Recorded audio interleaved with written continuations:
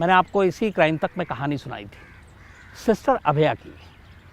केरल के इतिहास में ये पहला केस था जिसकी एक लंबी इन्वेस्टिगेशन चली, कोई दूसरा रिकॉर्ड मिलता नहीं। पूरी डिटेल में आपको कहानी सुनाई थी कि किस तरीके से करीब 28 साल 28 ईयर्स तक एक मामले की सुनवाई होती है।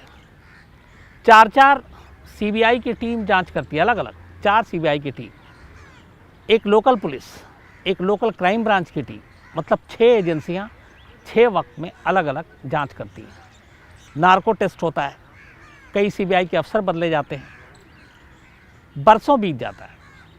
4 बार सीबीआई अपनी जांच के बाद अदालत में बाकायदा रिपोर्ट देती है और कहती है कि हमें लगता तो है कि यह कत्ल है, लेकिन कातिल के बारे में हमें पता नहीं है और कोई कत्ल से जुड़ी हुई चीज़ें या सबूत ऐसा कुछ है नहीं, कत्ल का मकसद भी बहुत साफ है नहीं। तो हमें लगता है, और जो साइंटिफिक एविडेंस हैं, जो डॉक्टरों की पोस्टमार्टम रिपोर्ट, क्राइम सीन, इन सब को देख के सब कुछ ऐसा लगता है कि कत्ल है, सुसाइड नहीं है, लेकिन हमारे पास सबूत नहीं है, इसलिए इस केस को क्लोज कर दीजिए। वो तो शुक्र है अदालत का जो 4 बार सीबीआई की इस रिपोर्ट को देखती है और उसको इनकार कर देती है, मानने से कहती नहीं, आप इसकी तफ्तीश कीजिए, जांच कीजिए, हमें तो सच्चाई सामने चाहिए। इससे पहले पुलिस कहती है कि नहीं ये सुसाइड का केस है, वो भी अपनी रिपोर्ट दे देती है। फिर वहाँ की क्राइम ब्रांच जांच करती है, वो भी कहती है कि हम कंफ्यूज हैं कि ये मर्डर है कि सुसाइड है। तो 4 टीमें सीबीआई की, 2 पुलिस की तफ्तीश करती है। 28 साल बीत जाते हैं। 28 साल के बाद अब फैसला आता है। डिसीज़न आया मंडे को कि सिस्टर अभया ने खुदकुशी नहीं की थी, बल्कि उनका कत्ल हुआ था, और ये कत्ल किया था उसी जगह के एक प्रीस्ट ने, और उनके साथ उनकी सहयोगी थी एक नन। इन दोनों ने मिलकर सिस्टर अभया को मारा। हालांकि एक तीसरे अक्यूज का भी नाम था, एक तीसरे प्रीस्ट, लेकिन उनको इस केस से हटा दिया गया क्योंकि सबूत इन दोनों के खिलाफ थे। अब सवाल ये है कि 28 साल के बाद और एक ऐसा केस जिसमें 4 बार केस को क्लोज करने की बात की गई, खुद सीबीआई कह रही है, और आखिर में उसी सीबीआई की रिपोर्ट पे एक अदालत, सीबीआई की स्पेशल कोर्ट, मंडे को फैसला सुनाती है कि नहीं, सिस्टर अभया ने खुदकुशी नहीं की बल्कि कत्ल हुआ है। और उसके बाद जो पनिशमेंट, सज़ा क्या दी जाएगी, उसका फैसला उन्होंने आज के लिए रोका, यानी कि वेडनेसडे के लिए, और आज अदालत ने अपना फैसला सुनाया। इन दोनों को उम्र कैद की सज़ा दी गई। उम्र कैद मतलब ताउम्र वो अब जेल में रहेंगे। हालांकि उनके पास अभी 2 ऑप्शन है, हाई कोर्ट जाएंगे इस फैसले के खिलाफ, फिर सुप्रीम कोर्ट जाएंगे। लेकिन 28 साल के बाद फादर थॉमस कुटूर और सिस्टर सेफी, इन दोनों को सीबीआई की स्पेशल कोर्ट ने सिस्टर अभया के कत्ल का मुजरिम ठहराया और उम्र कैद की सज़ा सुना दी। अब यहाँ सवाल ये है कि एक ऐसा केस जो शुरू से खुदकुशी और कत्ल के बीच उलझता रहा, सीबीआई जैसी जांच एजेंसी 4 बार कहती रही कि केस को क्लोज कर दीजिए, कोई हमारे पास सबूत नहीं है। फिर इस केस में ये फैसला आया तो कैसे आया? क्योंकि सिस्टर अभया के कत्ल की पूरी डिटेल में कहानी सुनाई है, लेकिन ये ज़्यादा फैक्ट्स जो आज हैं इंटरेस्टिंग है कि आखिर 28 साल बाद अदालत को ये क्यों लगा कि अभया का कत्ल हुआ और ये दोनों फादर और नन जो हैं, ये दोनों गुनहगार हैं, उसके कातिल हैं। शायद हिंदुस्तान में दूसरी कोई ऐसी मिसाल नहीं मिलेगी किसी मर्डर के केस की जो इस कहानी के साथ जुड़ी हुई है। आमतौर पे चोर जब चोरी करने जाता है तो वो भी एक क्राइम है, पकड़ा जाता है, उसे भी सज़ा होती है। यह हिंदुस्तान के इतिहास में पहला ऐसा केस है जिसमें एक चोर की गवाही सबसे ज़्यादा अहम साबित हुई, और एक चोर की गवाही की वजह से 28 साल के बाद ये साबित हुआ कि सिस्टर अभया ने खुदकुशी नहीं की थी बल्कि उनका कत्ल किया था, और उस कत्ल में एक फादर और एक नन शामिल थे। तो कमाल है इस बात का कि, और तारीफ़ करनी चाहिए उस चोर की जिसका नाम है अदक्का राजा। ये पूरा केस जो 28 साल से पूरे देश में सुर्खियां बनी, जिसको लेके बहुत सारे धरने प्रदर्शन हुए, कुछ इसमें से ऐसे विटनेस थे जो बदल गए, 29 बल्कि 29 भी नहीं 43 विटनेस थे, जिसमें से 9 हॉस्टाइल हो गए, मतलब उन्होंने बाद में अपने बयान बदल दिए। बाकी विटनेसेस के इतने अहम पुख्ता सबूत नहीं थे जो केस की कड़ियों को जोड़ें। लेकिन इन 43 में से एक ऐसा गवाह था जिसको जज ने जब अपना फैसला सुनाया 2 दिन पहले, बाकायदा मेंशन किया और उसने कहा कि ये गवाही सबसे अहम है इस केस को फैसला सुनाने में, और वो गवाही किसी और की नहीं बल्कि एक चोर की गवाही थी जिसका नाम अदक्का राजा है। तो एक चोर की गवाही से एक केस अपने अंजाम तक पहुंचा और उसके लिए फिर सज़ा सुनाई गई। पूरे जो केस में मामला है और कोर्ट ने जो कुछ फैसला सुनाया और क्यों सुनाया, आज आपको मैं डिटेल में बताता हूँ। ये कहानी है मार्च 1992 की, मतलब 28 साल पूरे हो गए, बल्कि 27 मार्च की सुबह सुबह सिस्टर अभया, जो एक स्टूडेंट थी उस वक्त, बहुत कम उम्र थी, शायद 20-20 साल के आसपास, और वो कैथोलिक नन बनने जा रही थी और उसकी पढ़ाई चल रही थी तिरुवनंतपुरम में। उस दिन वो उनका पेपर था। सुबह उनकी एक दोस्त ने उन्हें जल्दी उठाया करीब 4 बजे कि एग्ज़ाम की तैयारी करने के लिए उसने बोला था कि मुझे उठा देना, मुझे पढ़ाई करनी है। तो वो सुबह उठाया गया। उठने के बाद सिस्टर अभया अपनी नींद भगाने के लिए किचन में जाती हैं। चूँकि मार्च का महीना था, तिरुवनंतपुरम में वैसे ही गर्मी होती है, तो उन्होंने फ्रिज से पानी का एक ठंडा बोतल निकाला और अपने चेहरे को धोने के लिए और पीने के लिए, ताकि नींद भाग जाए। इतनी तक कहानी मालूम थी। इसके बाद वो गायब। सुबह बाकी लोग हॉस्टल में उठते हैं तो सिस्टर अभया मिलती नहीं है, इधर उधर तलाश होती है। तो एक चप्पल उसी हॉस्टल के उस जो कॉलेज था उसके कंपाउंड में एक कुएँ के पास मिलता है। वो चप्पल सिस्टर अभया का था। इसके बाद उस कुएँ में तलाश की जाती है, फिर बुलाया जाता है, पुलिस को इन्फॉर्म किया जाता है, तो उस कुएँ से सिस्टर अभया की लाश मिलती है। बाद में पोस्टमार्टम होता है, उसमें ये कहा जाता है कि डूबने से मौत हुई है। कुछ ज़ख्म के भी निशान मिले जिस्म पर, लेकिन डॉक्टर ने जो पोस्टमार्टम किया वो ये कहा कि चूँकि कुएँ में गिरी, शायद उसके गिरने की वजह से ये चोट के निशान आए। तो पुलिस ने अपनी शुरुआती जांच के बाद सीधे इसको सुसाइड का केस बता दिया। इसके बाद मामला क्राइम ब्रांच को दिया गया, उसने भी सुसाइड का केस बता दिया। बात आई गई हो गई, लगा कि केस ख़त्म हो गया। लेकिन केस ख़त्म नहीं हुआ, क्योंकि उसी हॉस्टल की 40 से ज़्यादा ननों ने मिलकर उस वक्त के चीफ मिनिस्टर के करुणाकरन के पास एक मेमोरेंडम भेजा और कहा कि उन्हें इसके पीछे किसी साजिश की बू आती है, इसलिए इस मामले की जांच सीबीआई को कराई जानी चाहिए। आखिरकार सीबीआई को ये जांच दी जाती है। सीबीआई अपनी जांच करती है, पहली जांच की रिपोर्ट देती है और कहती है कि उसे लगता तो है कि ये सुसाइड नहीं, होमिसाइड है, यानी कत्ल है, लेकिन कातिल कौन है वो उस तक पहुंच नहीं पा रही है, इसलिए इस केस को क्लोज कर दीजिए। अदालत में ये क्लोजर रिपोर्ट सीबीआई देती है, अदालत उसे मानने से इनकार कर देती है। इसके बाद सीबीआई की दूसरी टीम बनती है। सीबीआई की दूसरी टीम भी जांच करती है। आखिर में वो भी कोर्ट में जाती है और कहती है कि उसे लगता तो है कि ये कत्ल है, लेकिन सबूत नहीं है, केस क्लोज कर दीजिए। कोर्ट फिर मना कर देती है। इसके बाद तीसरी टीम बनती है। तीसरी टीम भी अपनी लंबी तफ्तीश करती है और उसके बाद कहती है कि उसे लगता तो है कि ये सुसाइड नहीं है, कत्ल है, लेकिन कत्ल के जुड़े हुए बाकी सबूत उसके पास नहीं है, ना मोटिव है, ना कातिल है, ना कोई और चीज़ है। कोर्ट फिर मना कर देती है। चौथी बार फिर सीबीआई की एक टीम बनाई जाती है और कोर्ट ये कहती है कि 3 महीने के अंदर अंदर आप अपनी रिपोर्ट दें। तब वो सीबीआई की टीम उनसे कहती है कि एक नार्को टेस्ट कराते हैं इनका। और इसी दौरान में कुछ लोग ऐसे थे जिनकी कुछ गवाही हुई। उस गवाही में ये बात आई कि वहाँ पे उस रात जो फादर थे कुटूर, जो नन थी वो, और एक और फादर, 3 लोग उस जगह पे देखे गए थे जहाँ पे ये हादसा हुआ था। ये गवाही कहाँ से आई? इसी ने इस कहानी को रुख मोड़ा। लेकिन ये भी सच है कि अगर इस गवाही को बहुत गंभीरता से सीरियसली लिया जाता और सीबीआई उस वक्त इसको सही तरीके से लेती तो शायद आज 28 साल इंतज़ार करने की नौबत ही नहीं आती। हुआ ये कि जब ये मामला चल रहा था तभी अदक्का राजा, जो एक चोर था, वो उस रात उस जगह चोरी करने गया था। और ये आमतौर पे उसकी चोरी का जो वक्त होता था वो 3 से 5 के बीच में, और ये हादसा हुआ था 4 के आसपास। तो जब ये चोर चोरी करने के लिए गया और उसके बाद वहाँ से वो निकल गया, बाद में ये चीज़ें खबरों में, अखबार में, मीडिया में, फिर चूँकि नन का मामला, फिर कुछ शक की सुई, तो इसको लेके बहुत हंगामा हो रहा था, सब कुछ चल रहा था। तो इस चोर को भी भनक लगी और उसके बाद कहानियाँ छप रही थी अखबारों में, टीवी में, कि ऐसे ऐसे हुआ है। वो उठ कर गई अपने कमरे से पानी पीने के लिए और उसके बाद कुएं में लाश मिली, उसने खुदकुशी कर ली।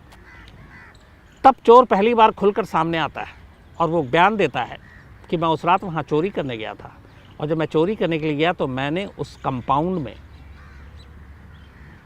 फादर को देखा और बाकायदा उसने पहचान की, उनका नाम थॉमस कोटूर। उसने कहा कि वो वहाँ मौजूद थे।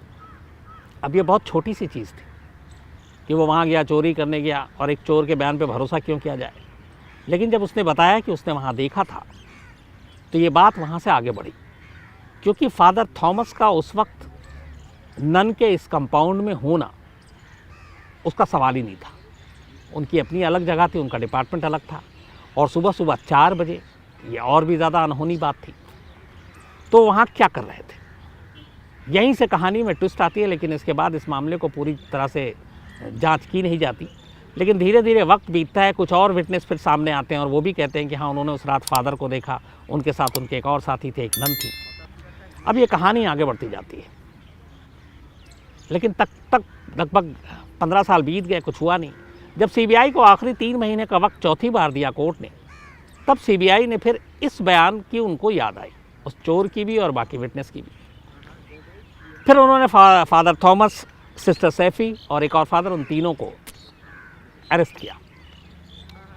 कोर्ट से कहा कि सबूत और जुटाने के लिए, कड़ियों को जोड़ने के लिए इनका नार्को कराना बहुत ज़रूरी है।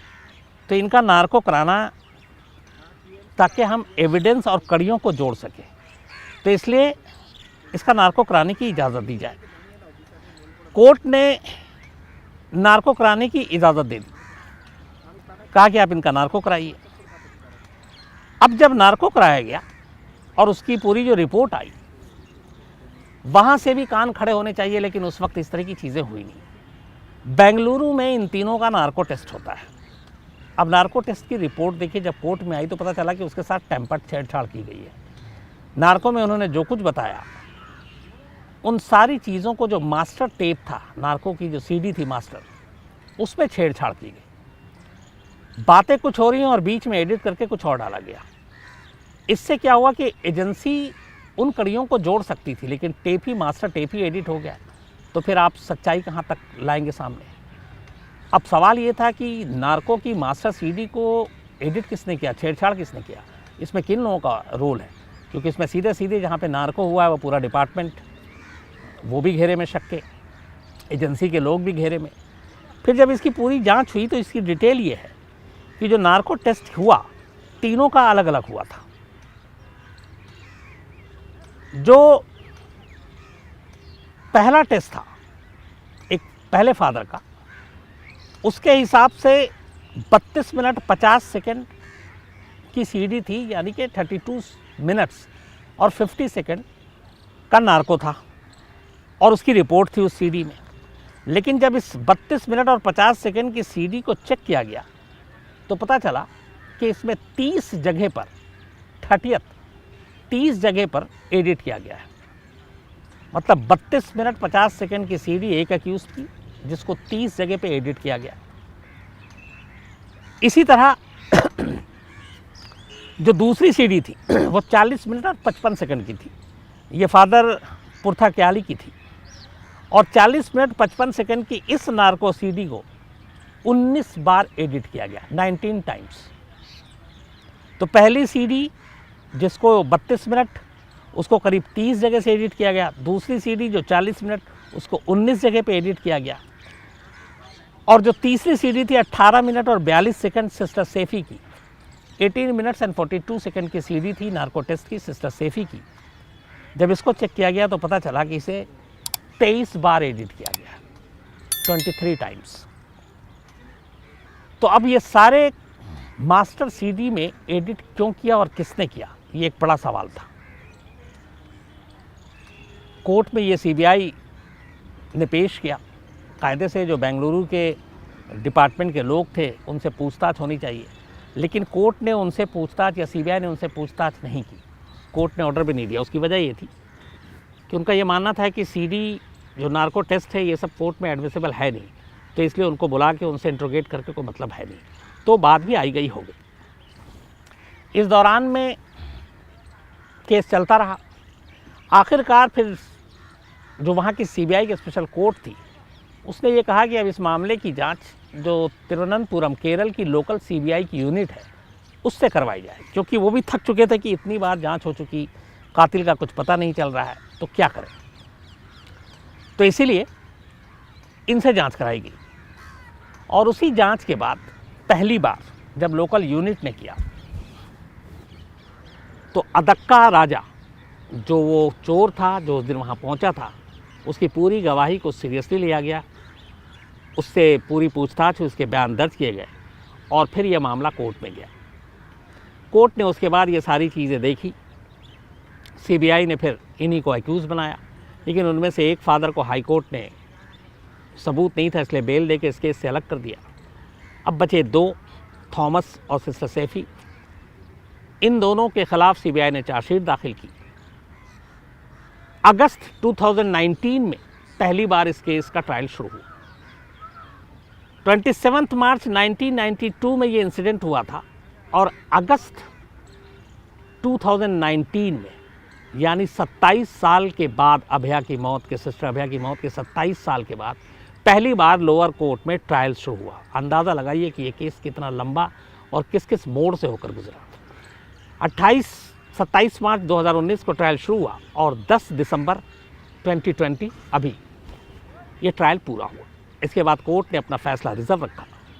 रिज़र्व रखने के बाद परसों 2 दिन पहले मंडे को सीबीआई की स्पेशल कोर्ट तिरुवनंतपुरम ने अपना फैसला सुनाया और उसमें फादर थॉमस और सिस्टर सैफी को सिस्टर अभया के कत्ल का जिम्मेदार मानते हुए उन्हें दोषी ठहराया और आज उन दोनों की सज़ा का ऐलान किया, जिसमें इन दोनों को उम्र कैद की सज़ा दी गई है।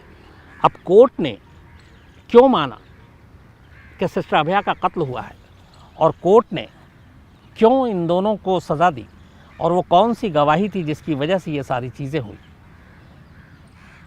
तो 2 चीज़ें थी जिन्होंने इस पूरे केस पे रोशनी डाली। एक सर्कमस्टेंशियल एविडेंस यानी परिस्थितिजन्य सबूत, और दूसरा उस चोर अदक्का राजा की गवाही। और कोई विटनेस था नहीं, कत्ल होते किसी ने देखा नहीं।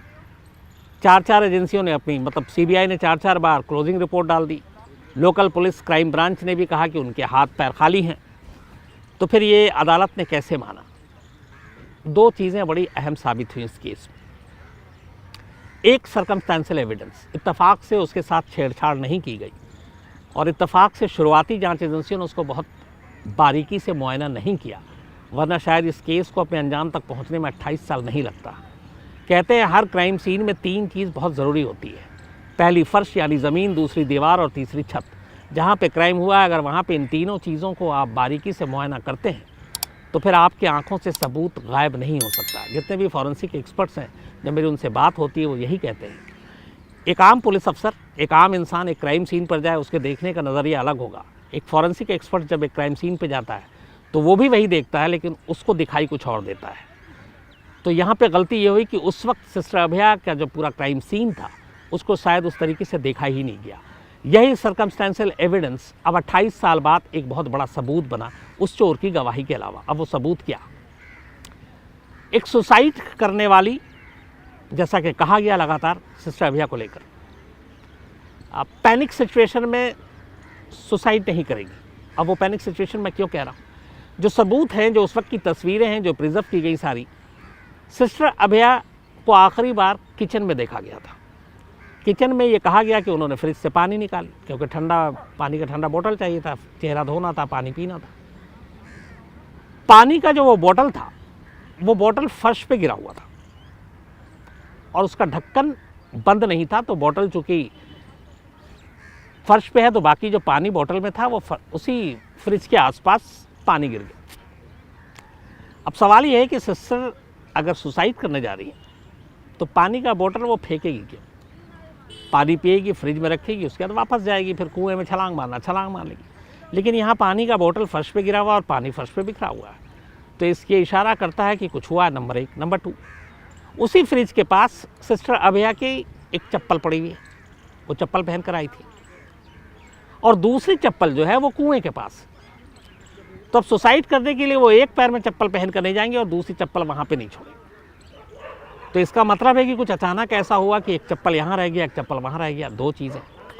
तीसरी चीज़, उस सीन को फ्रिज और उसके आसपास की कुछ चीज़ें, जैसे वहाँ पे चेयर या कुछ और सामान रखे हुए थे, वो थोड़े से अपनी जगह से अलग थे, जो वहाँ के बाद में विटनेस ने बताया, जो वहाँ पे काम करती हैं सारी, कि ये सामान यहाँ पड़ा होता है, ये यहाँ रहता है।